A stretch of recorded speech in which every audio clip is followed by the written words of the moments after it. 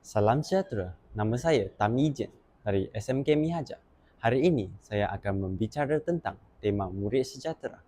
Belakangan ini, isu berkaitan murid sejahtera sering menjadi bom mulut dan topik perbincangan oleh segenap strata sosial.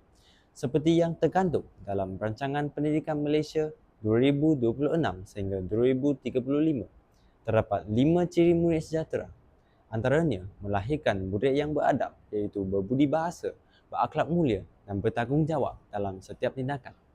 Selain itu, murid yang berilmu perlu mempunyai kemahiran berfikiran kritis dan kreatif serta mampu mengaplikasi ilmu dalam kehidupan seharian.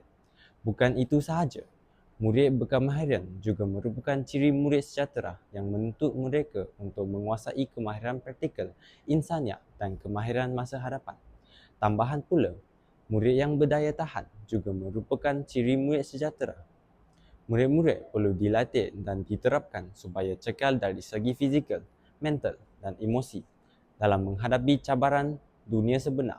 Akhir sekali, murid yang berkeyakinan iaitu yakin diri, berani mencuba dan berpegang teguh kepada rukun negara.